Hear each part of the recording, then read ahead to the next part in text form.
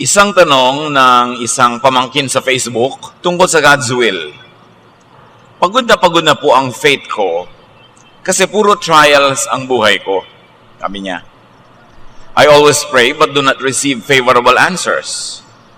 I work very hard but always fail. Sabi nila, trial and testing lang daw yun. Mag-submit lang daw ako sa God's will.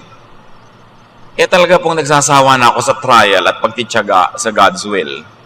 Bakit po ayaw akong sagutin at bigyan ng success ng Diyos? God's will ba na ako ay mabigo? Understanding God's will.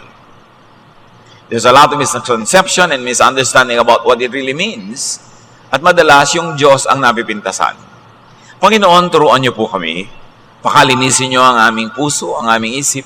At ngayon ay gabayan, bigyan ng kaliwanagan, maunawa ang mga hiwaga ng buhay. At kung di man lubos maunawa, ay ito ay matanggap ng maluwag sa dibdib. Turuan niyo po kaming unawain kung ano talaga ang paghahanap ng inyong kalooban sa aming buhay. Kayo ang mangaral. At ngayon, Panginoon, nais naming gabayan niyo kami, akayin. We ask you, we seek you, and we thank you. In the name of Jesus, your Son, our Lord and Savior. Understanding God's will. Yung kalooban ng Diyos. What are the roots of confusion about God's will? Ano nga ba pinag-uugatan ng mga pagkalito tungkol dyan? Number one is faulty teaching, faulty belief. Mga baluktot na katuruan at baluktot na paniniwala tungkol dito. Tulad ng paniniwalang bawat detalye, kaliit-liitang detalye ang nangyayari sa buhay ng tao ay ino-order ng Diyos. Na may script ang buhay. Na ito ang aking kapalaran. At ito'y kailangang mangyari kahit hindi ko gusto. Yes, merong general tendencies ang tao because of our genetic makeup, but the details are up to us. Sinabi sa Bible na itinakda ng Diyos ang magaganap sa ating buhay, pero yun ay isang general na pagtatakda ayon sa paglikha. Kung nilikha ka niya halimbawa na magaling sa musika, ay halos itinakda ka na niya, magkakaroon ng career, magkakaroon ka ng vocation sa musika. Pero nasa iyo pa rin yun kung gagawin mo. Nasa magulang mo pa rin kung papayagan ka mag-training sa music. Nasa mga pangyayari sa buhay mo pa rin. Pero may general tendency, pero hindi yun scripted na ididikta sa iyo ng pagkakataon ang lahat ng mangyayari sa buhay. May mga tao na talagang ang pagkakagalikha sa kanilang Diyos, sila ay tahimik, introvert. So parang itinakda na rin na hindi sila magiging PR consultant, hindi sila magiging public speakers, kasi yun ang kanilang talento. Pero yung mga detalye na mangyayari sa buhay nila, hindi yun idinidikta.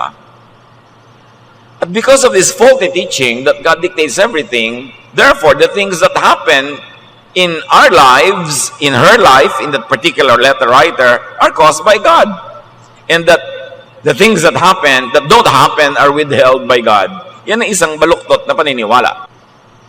Ang lahat ng nangyari, dinidikta ng Diyos. Ang hindi nangyari, ipinagkait ng Diyos. Kaya, walang ibang dapat sisihin kundi Diyos. This belief, this teaching, is unsound. And it will lead to many other errors. Creation is governed by automatic, self-regulating, natural, scientific, and spiritual laws. That's a fact. Pag sinuri natin ang lahat ng alam natin na verses, lahat ng alam natin ng mga batas ng Diyos, batas ng moralidad, batas ng kalikasan, natural laws, they are all interconnected. At malalaman mo kung alin yung totoo sa mga yon, yung hindi tutugma doon sa mga kapwa niya, mga batas din. Halimbawa, may batas ang science, may batas ang physics, gravity. Pagka merong mabigat at wala siyang support, na ikokonekta siya sa ground o sa lupa, lalaglag siya. Kahit ka banal, kahit ka matulungin, maka-Diyos, pag nalaglag ka mula sa bubong ng bahay mo, masasaktan ka at pwede kang mamatay. Walang kinalaman doon ng kabanalan mo o pagiging makasalanan. Dahil merong batas ng kalikasan na itinakda na noon pa. At hindi yun sinususpend. Hindi ititigil ng Diyos ang law of gravity dahil merong isang banal na babaeng mahuhulog. Kaya magtataka yung iba, ang banal-banal po ng nanay ko, madadasalin, matulungin. Bakit po siya namatay sa pagkakahulog niya? Anak, law of gravity. Diyos din ang may gawa ng law na yon. Kung ayaw ng nanay mong mahulog, di siya dapat umakyat. Di siya dapat nadulas, dapat inakay mo, dapat hindi siya nang gilid-gilid. Dapat nasa safe place siya kasi hindi siya iniligtas ng kabanalan niya mula sa law of gravity. Kaya may mga misyonaring kinakain ng pating. Dahil alam nga naman pagka-missionary yung nado sa tubig, bilang mawala ng ganang kumain yung pating. Once in a while, there are so-called miracles. Halimbawa, nawala ng gana ang mga leon kay Daniel. Pero exemption yon, hindi yun rule. Kaya kung gusto mong mapaayos ang buhay, sumunod ka sa batas. Batas ng moralidad, batas ng kalikasan. Kahit ikaw ay madadasalin, kahit ikaw ay banal, lagi kang hindi kumakain, magkaka-ulcer ka. Batas yun na itinakda pa bago ka ipinanganak. And don't expect God to change the laws and the application of the laws to accommodate you. Jeremiah 33:25, this is what the Lord says, I have established the laws of heaven and earth. Period na yun. Nalikha na ang lahat, wala pa ang tao, nandun na lahat yung mga yun. So know God's natural and automatic laws and operate within God's natural and automatic laws. Hindi yung, ay, ikakasal po ako, buwan ng Hunyo, gusto ko garden wedding. Pastor po ang mapapangasawa ko, ako worker sa church. Ipanalangin po natin, huwag umulan. Sasabihin mo sa Diyos, pigilan niya yung ulan. Wala pang tao sa mundo, ulan na ng ulan pagka ganyang panahon, tapos ikakasal ka, pipigilin mong ulan. Ba't hindi ka nalang magpakasal sa ibang araw? Sa ibang panahon? O, huwag na sa garden, sa loob na lang ng may bubong. Para hindi tayo mapagod magdasal, kada dasal na huwag umulan, panahon ng tagulan, kinokontra mo ang Diyos to accommodate your hilig. Maraming ganon. Nagtataka sila, bakit po may mga mananampalataya na nandun sa isang building na sunog, pati sila nasunog. Law of combustion, nandun sila. Hindi ka i-exempt. Yung pag-exempt dyan, yun na tinatawag na himala. Tandaan nyo, ang himala, exceptional yon, hindi yon ang karaniwan. What happens to all of us is the result of the interactions of all automatic laws, especially our own actions and the actions of other people.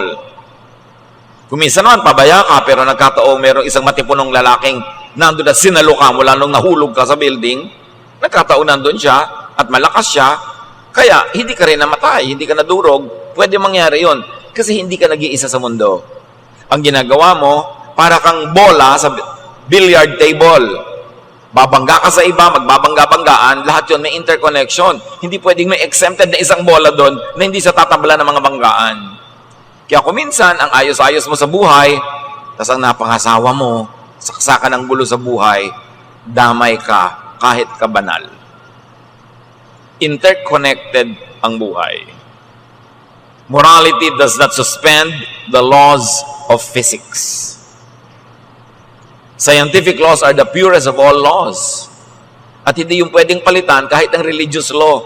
Kasi ang lumikha ng mundo ay siya din ang Diyos na dapat ay pinagmumula ng mga religious laws. So kung may mga religious laws na hindi sang-ayon sa natural law, ibig sabihin, may mali sa paggawa ng law na yon, sa pag-develop, sa pag-interpret, sa pag-apply ng mga tao na namamahala ng religious belief. Pero yung ginawa ng Diyos, hindi pwede pakialaman kahit ang relihiyon. Kasi nauna yun bago magkatao. Dapat nating igalang yun. Igagalang mo yung genes or genetic makeup ng isang tao. Bakit po dasal ako ng dasal para sa asawa ko na maging mabilis kumilos at matipuno at masigla? Yung genetic makeup niya, yun ang kanyang, mabagal talaga siya magsalita. Mabagal kumilos. Mabagal mag-isip. Hindi yan nadadaan sa dasal. Ang ipagdasal mo maging patient ka sa kanya. Kasi yun ang nature ng tao. Yung human nature, tapos gusto mong baguhin sa dasal. Nababago, nafa-fine-tune. Halimbawa, red, pero gusto mo lang matingkad na red o medyo hindi matingkad na red, pero red pa rin. Hindi pwedeng gawing green yung red. Kaya yung tao, nafa-fine-tune sa pag-aaral, sa pagsasanay, sa disiplina, sa alang-alang sa'yo, pero hindi mo totally pwedeng ibahin. Kasi merong inborn nature ang tao. At sinabi niya sa Psalm 135, You created me when I was still in my mother's womb. Nothing about me is hidden from you when I was made in the secret place. So, Diyos ang gumagawa sa tao. So, pati sa pagpili na magiging career ng tao, magiging vocation, ikagalang mo yung inborn nature. Kung ano talaga ang likas niya, mas magsasucceed siya doon. Ecclesiastes 6:12, For who knows what is good for a person in life? During the few and meaningless days, they pass through like a shadow. Ang totoo, wala naman talaga nakakaunawa ng lubos ng mga hiwagang yan ng buhay. Hindi dapat pinoproblematize kung walang solusyon. Hindi dapat itinatanong kung walang sagot. Kasi mapapagod ka lang. Ecclesiastes 8:6, For there is a proper time and procedure for every matter, though a person may be weighed down by misery. Yan ang batas ng Diyos. Batas ng kalikasan. May tamang panahon at may tamang paraan para sa lahat ng bagay. Tama nga ang paraan mo pero mali ang panahon, hindi pwede. Tama nga ang panahon pero mali ang paraan, hindi rin masyado magtatagumpay. Dapat tama ang panahon, tama ang paraan. Ecclesiastes 8:14, There is something else meaningless that occurs on earth. The righteous who get what the wicked deserve, and the wicked who get what the righteous deserve. Sabi niya, meron pang kabalintunaan sa buhay. Kung sino pa yung masama, yun ang yumayaman. At kung sino pa yung mabuti, hindi siya yumayaman. Pero paminsan-minsan lang yun, hindi laging totoo. Kasi alam natin na merong mga mabuti na mayaman at merong mabuting mahirap. Merong masama ang ugali na mayaman, may masama ang ugali mahirap. So walang kinalaman pala yung kasamaan o kabutihan ng ugali sa pagyaman o paghirap. Maybe it is dependent on your business practices. It is dependent on your work style, timing, pinili mong hanap buhay, timing mo sa pagpasok sa hanap buhay na yon, mga nakapartner mo, ang daming factor para ka maging matagumpay. Hindi lang yun nakaasa sa iyong religiosity. Akala kasi ng iba, kung mo ipinanalangin, kung mo sila ay maka-Diyos, magsasakdid na sila sa lahat ng gagawin nila. Eh, hindi pala marunong mag-accounting, hindi marunong magkwenta. Sobra palang trusting, nakukupitan na ng secretary, ng accountant, ng debit, credit, kupit. Hindi pala marunong ng pamamaraan na iisahan ng kapwa.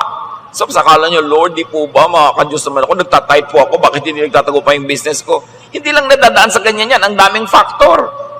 Yung pwesto mo ng tindahan, nasa tama bang lugar? Yung tinda mo, tama ba sa panahon? Nagtitinda ka ng mga winter coat sa summer sa Pilipinas, eh, hindi ka talaga aasenso doon. Magtinda ka na lang ng malamig na kamatsile, baka kumita ka pa. Nasa tamang lugar, tamang panahon, tamang teknik. Hindi lang nadadaan niya sa pagiging religyoso at pinagdasal. Kasi ang pinagdarasal mo is according to God's will also, hindi yung kontra sa God's will. So, hindi morality lang ang factor sa fruitfulness. May iba pang laws at work. Natural laws. At hindi masama na alamin at sumunod sa natural law because God is the creator of nature. Therefore, the law of nature is God's own law.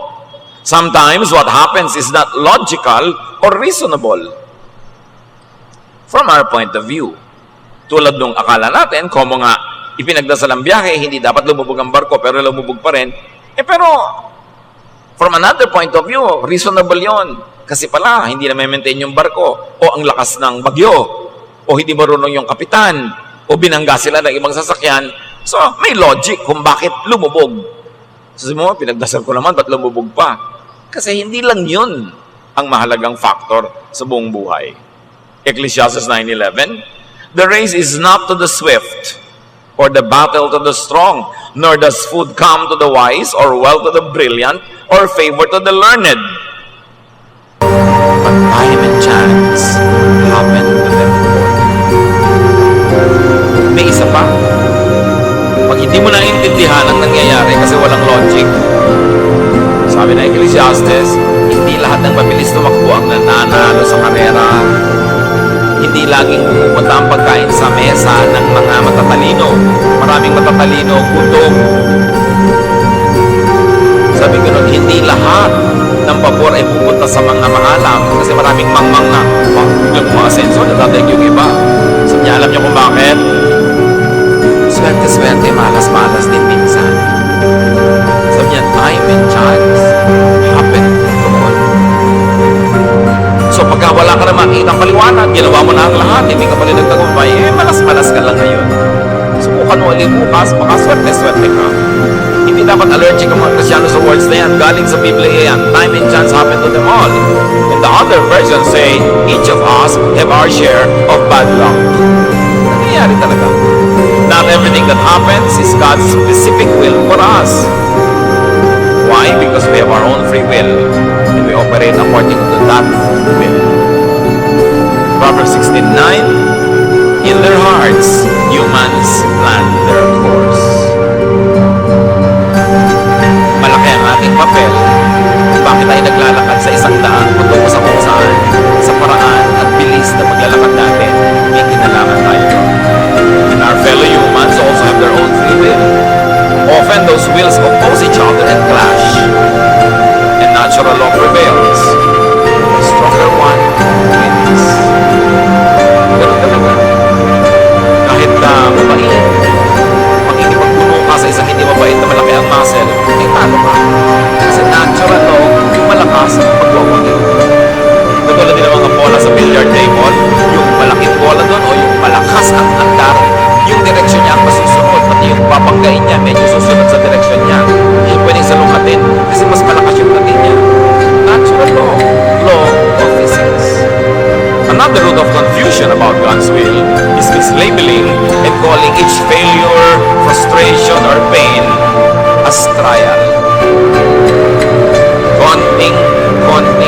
Konting tao lang ang sinusubok tulad ng Job. At ang kaso ni Job, hindi siya model case, should not be used as a standard. Kakaiba siya. In fact, sa buong Biblia, wala siya kamukha. So, hindi siya dapat gawing pamantayan. Hindi ugali ng Diyos na subukan ng tao. Tuksuhin ang tao para siya itakwil. Tuksuhin ang tao para gumawa ng mali. James 1:13-14. When tempted, no one should say, God is tempting me. For God cannot be tempted by evil, nor does God tempt anyone. But each is tempted when, by his own evil desire, is dragged away and enticed. So, sabi, tinutukso ka ng Diyos, sinusubukan ako ng Diyos, hindi ka na ng Diyos. Natukso ka, kasi gusto mo. Pwede ka man tuksoin sa ayaw mo. Kaya ka lang natukso kasi gusto mo. At tapos, yung kagustuhan mo, yung sinunod, kaya nanalo yung tukso. Hindi mo dapat sisihin ang Diyos doon. Tayo ay responsible for what we do. Hindi ka nag-aaral, mapagsak ka sa test. Hindi ka handa sa interview, pwede kang hindi pumasa. Most people just receive the results of natural law, of human will and chance. Tandaan nyo, nagsasama-sama yun. Natural law, human will, and chance. Kasi meron naman na ang natural law talaga. Ang lakas-lakas ng bagyo. Hindi ka dapat mamangka. Tapos meron pa rin matigas ang ulong na mangka. At pagkatapos talaga nagkataon na sa lahat ng dinaanan ng kanyang bangka ay doon humihina yung hangin, nakasurvive siya. Kasi nagtulong-tulong yung natural law, yung will niya, at saka yung chance. Pero hindi laging ganun na nangyayari. Kaya dapat, when all things are equal, and you have no strong conviction that you will be exempted from natural law, better just obey natural law. And God does not usually single out a person to fail or to suffer just for trial or testing. Hindi naman tayo pinaglalaroan ng Diyos. Nalalagay tayo sa pinupuntahan natin kasi nagpunta tayo o may humatak sa atin o nabunggo tayo na ibang papunta doon, whichever. Romans 2:11, for God does not show favoritism. And in reverse, wala ding negative na paborito ang Diyos, na paborito kanyang pahirapan, paborito kanyang subukan. In our attempts at success or in our other projects, just do your best. Pray, hope, and then accept the result. Yun ang susi sa katiwasayan, kapayapaan, at kaligayahan. Always do your best. Because when you do your best, you increase your chances at success. Pero hindi yung guarantee. So, dadagdagan mo ng prayer, at tingnan mo kung anong nangyayari. Pagkatapos, kung ano man ang mangyari, tanggapin mo na ako ka na makipagtalo sa Diyos, makipagtalo sa bulkan, makipagtalo sa hangin. Tanggapin mo, at kung hindi ka masaya, bukas ulitin mo ulit. Keep trying. Sayang ang oras sa pakikipagtalo sa kalikasan, sa mga bagay-bagay na tapos na. Naglalakip-lakip talaga yan. Kaya may mga taong hindi mo inaasahan, magtatap sa bar, magtatap sa board. Tapos yung inaasahan mo na magtatap, hindi. Kasi hindi naman naitanong yung alam niya. Pero ang galing-galing bumabagsak kasi sa dinami-rami ng tanong, yung mga hindi niya pinag-aralan ang naitanong, o kung bakit aral na aral siya, yung pinag-aralan niya itinanong, nung oras ng exam naman, masakit ang tiyan niya, masakit ang ulo niya, kung ano na nangyari sa kanya, hindi tayo nakasagot ng tama. O kaya, yung nag-check ng papel niya, nagkakamali-mali ng pag-check. Alam niyo ba na kahit na sa mga medical results, yung mga bumabasa ng mga x-ray, bumabasa ng mga lab test, ang dami-dami na bumabasa, nakapila. Kung minsan, napapatamang humikab siya nung dumaan yung x-ray plate mo. Pwedeng makakita bigla na kung anong sakit yun, wala naman pala, ikaw takot na. So, repeat the test. O pwedeng yung machine nag-fail. Ang daming factor. Maraming factor na naglalaro sa buhay natin. Kaya dapat subok ka ng subok, ulit ka ng ulit kung ayaw mo nung nakikita mo. Hanggang sumaya ka, o kung talagang ayaw niyang pasayahin ka, turuan mo sarili mong tanggapin para ka sumaya. Kasi ba't ka makikipagbuno sa bato? Bakit ka makikipagtalo sa nangyayaring hindi mo naman kayang kontrolin? And we should not blame God for the frustrations of daily life. Galatians 6:7. Do not be deceived.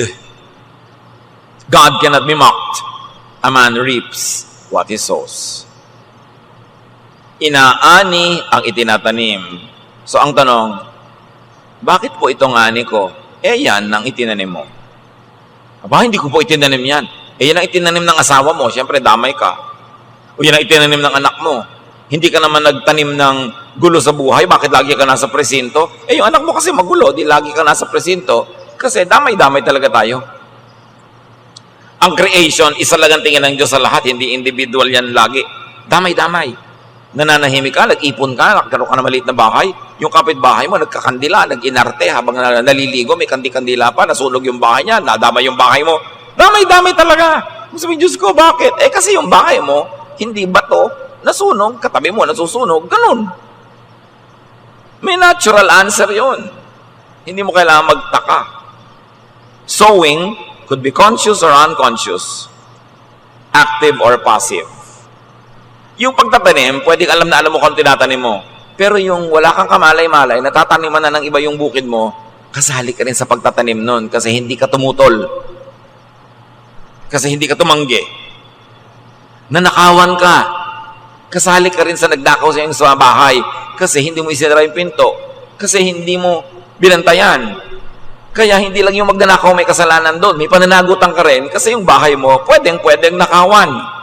Umaalis pa kayo sabay-sabay, nakalagay pa sa Facebook, ang layo-layo namin, nasa malayo kaming probinsya. Hindi nalaman na ng mga kapitbahay nyo na wala kayo lahat doon. May kinalaman ka rin kahit hindi ikaw ang nagnakaw.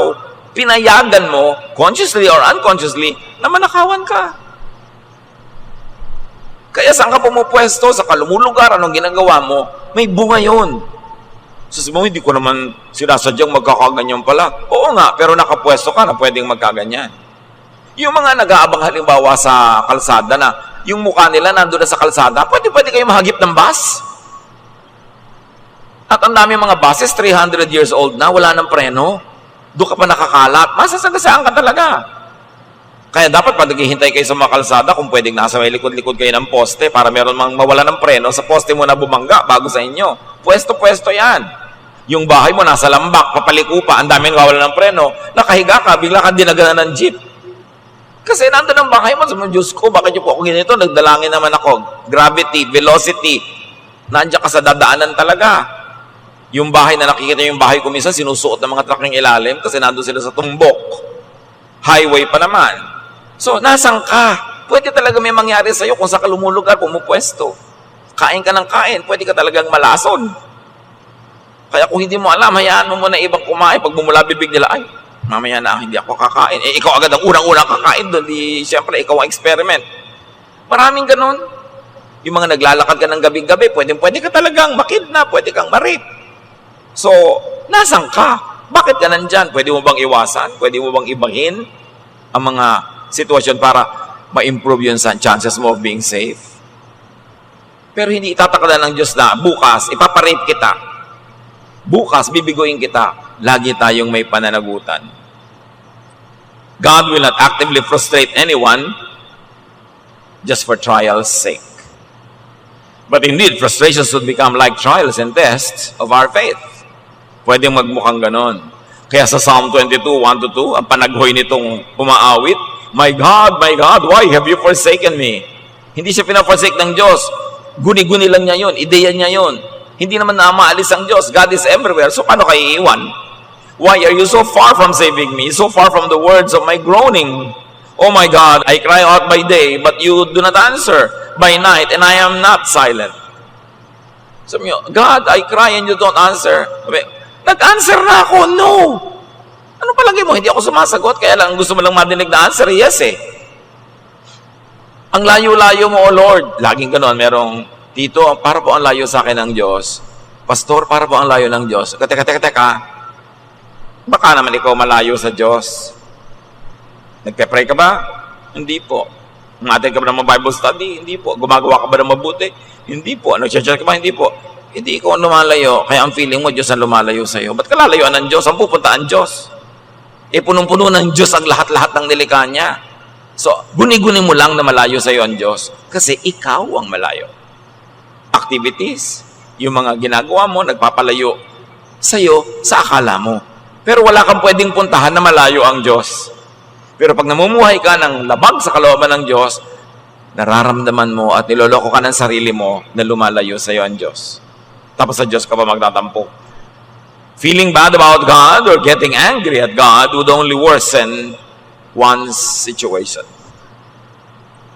Huwag kayong magtampo sa Diyos. Hindi kayo mananalo. Isipin mo, ba't nangyayari ito? Hanapin mo ang iyong pananagutan o pananagutan ng mga malapit sa iyo at siguradong makikita mo yon na self-manufactured ng tao ang kanya mga problema. Psalm 42, 9-10, I say to God, my rock, why have you forgotten me? O ginawa pa niya ngayon makakalimutin ng Diyos. Why must I go about mourning, oppressed by the enemy? My bones suffer mortal agony as my foes taunt me, saying to me all day long, where is your God? Kadalasan yung ganon, sinasabi mo, nililibak ako ng mga kaaway ko, tinatanong, nasaan ang Diyos mo? Nasaan siya? Actually, ang totoo nun, madalas yung tao ang nagtatanong sa sarili niya, nasaan ang Diyos ko? Nagda-doubt na siya.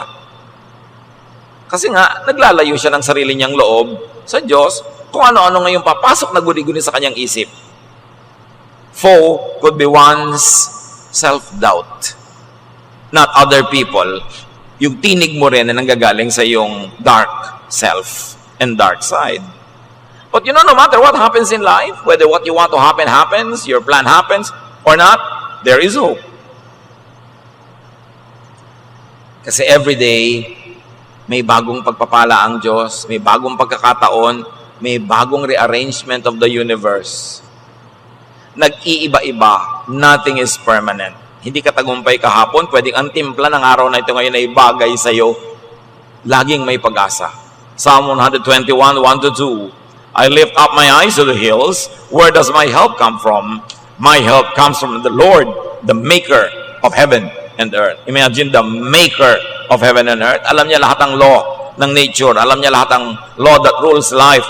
And when you live according to the will of that God who knows what should and what will happen, then you cannot be wrong. You will succeed. You will be fruitful. Pero pag may problema, do not passively wait for a rescue.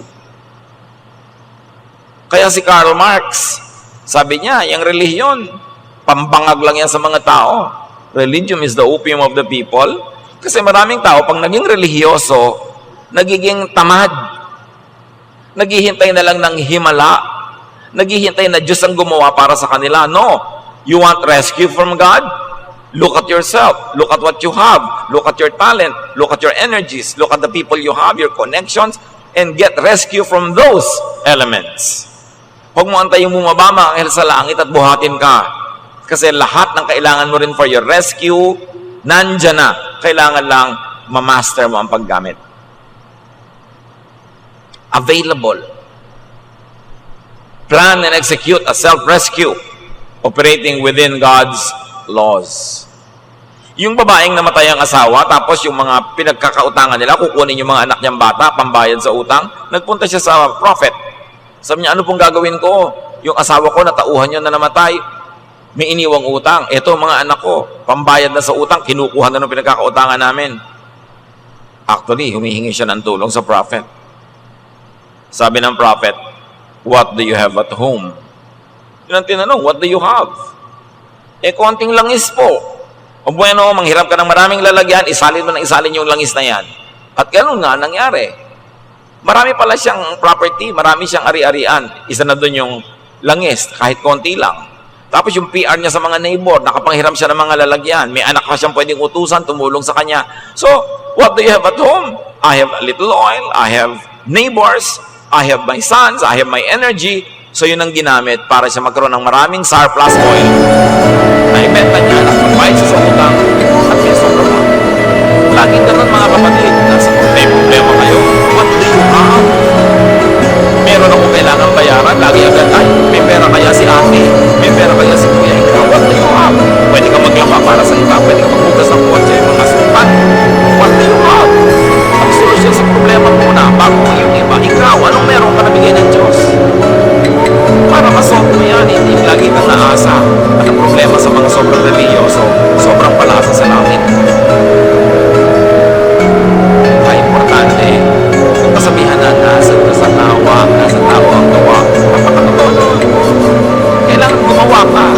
Kasi binigyan ka ng Diyos ng kakayang gumawa. Hindi ba dahil sobrang tanda, sobrang bata, o sobrang may sakit? Yun ang nangangailangan ng tulong.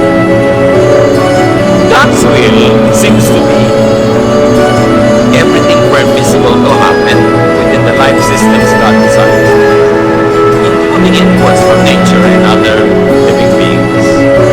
Pag sinuri natin ang mga kuturan sa Biblia, natural law at yung tunay na pag-observe ng buhay, lumalabas ang tunay na kalooban ng Diyos ngayon. Pinapayagan niya mangyari. Sa pagpupunggo-pungguan ng mga bola sa billiard table, sa pakikipagtalastasan ng kalikasan, ng panahon, ng tao, ng mga kapwa-tao, ng mga hayop na paligid, yung nagaganap doon, ibig sabihin, God's will. What is God's will? The design of His creature that is comprised of capacities, gifts, tendencies, natural desires even, and reactions due to genetic dictation. God's will. Ganito siya pinanganak. Ang tatay niya, ganito siya pinag-aaral. Ang hiling niya, ganito. May mga tumulong sa kanya, yan ang nangyari. Ibig sabihin God's will. Kasi lahat ng pinagkagalingan ng energy is within the creation of God. God's will seems to be whatever to be achieved employing human personal will within what God created and allows as choices. So God's will ba na magkaroon ng aeroplanong lumilipad? Yes! Kasi nakasulat na sa law of nature, the law of buoyancy, the law of speed. Bakit ba lumilipad ang aeroplano? Sa speed. Tapos pag hinangin niya yung pakpak, dahil mabilis ang takbo, tataas. Bababa yung aeroplano pagka hinangin uli yung pakpak. Kasi may law na-discover ng mga scientists dyan. And you know, science is God's prophet. Ang mga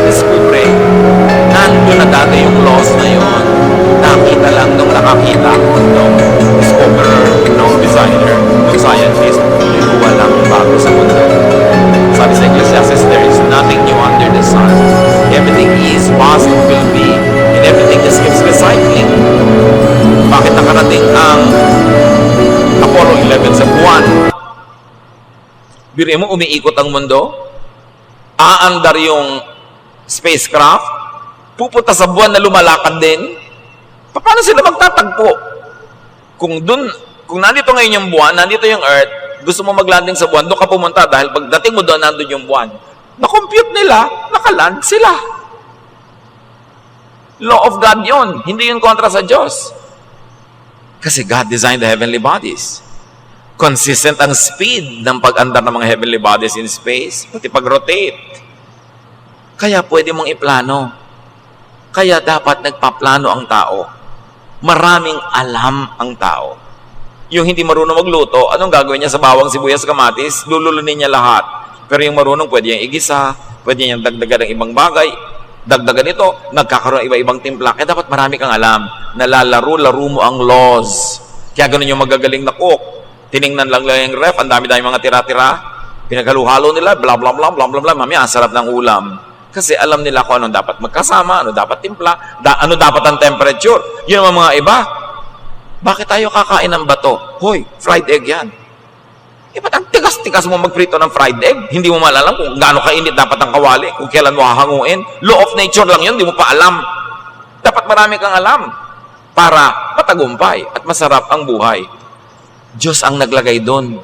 Nakahanda yun para kanino mang magsasaliksik at mag-aaral. Anything could happen. Anything that could result from the interactions of all these elements in life. The possibilities are nearly as infinite as God is. In other words, walang nakadikta na kapalaran mo. Maglalaro yung choice mo, yung alam mo, choices ng iba, timing mo, at lahat yon within God's will. While it is possible for the divine to make specific calls, tinatawag ka, or specific context for some with specific purpose, at specific time frames, that kind of impose God's will is not typical and definitely not the rule for all. Pwedeng meron talagang pinili ang Diyos na paggawain ng isang bagay, gusto niyang malagay ka sa ganong sasakyan, magpunta ka sa ganong lugar, at may kausapin kang ganong tao. Pwede rin mangyari yon kasi Diyos siya eh. Pero bihira yon.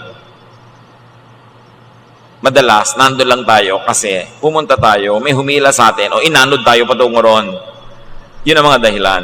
Bihira yung Diyos mismo ang pumipili kung ano mangyayari. Yun ang tawag doon, miracle. The suspension of natural and logical law.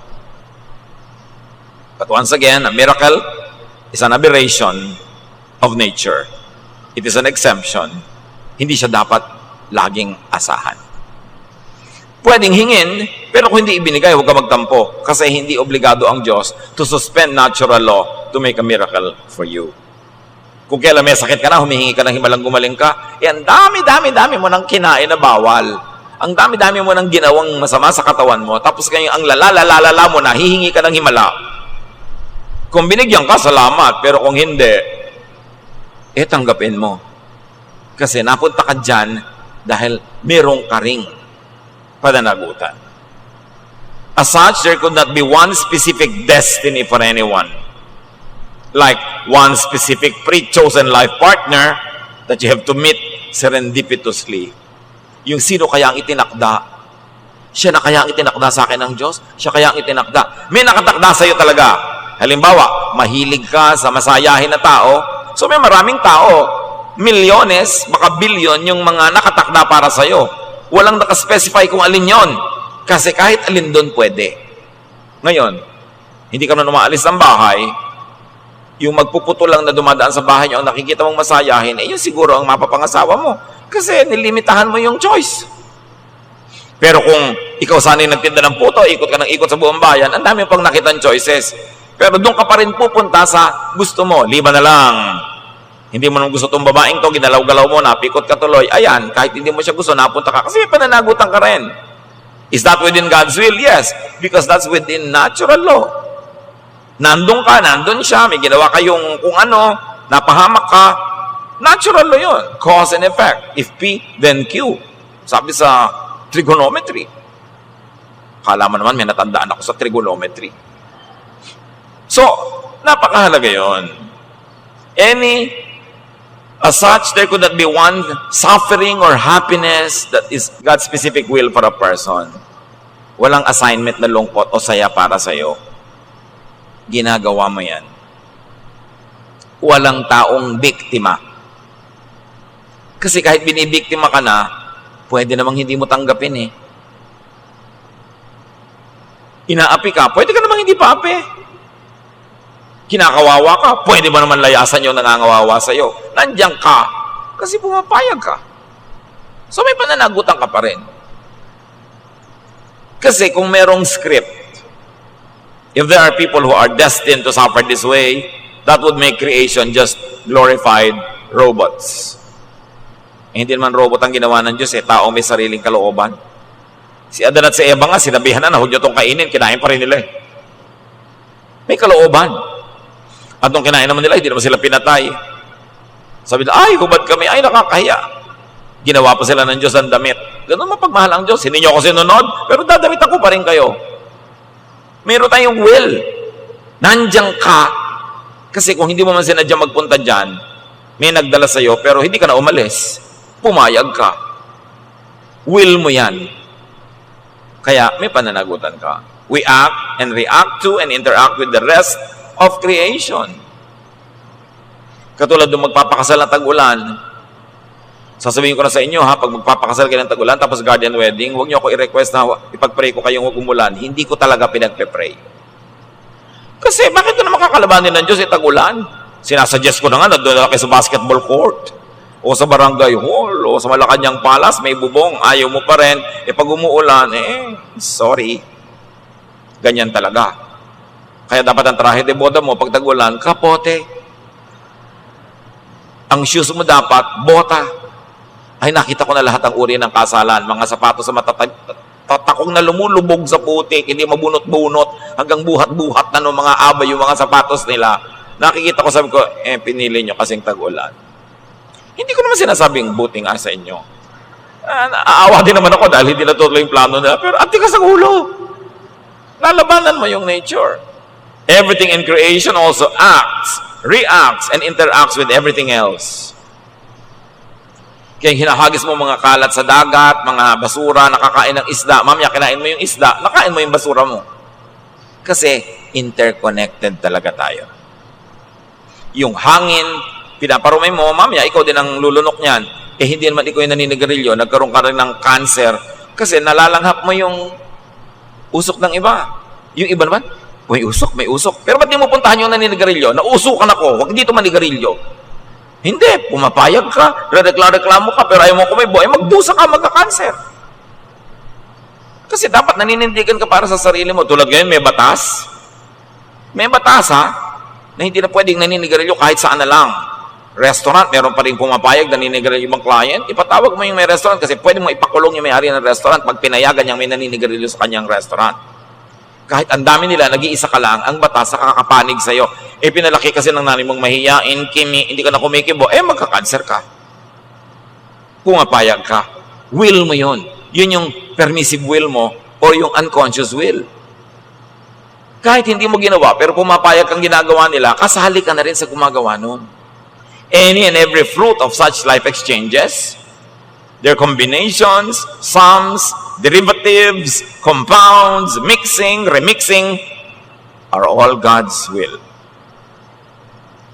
So God's will ba na mayroong barko na punong-puno ng mga kabataan na nag-camp, lumubog? Law of gravity Baka overloaded sila.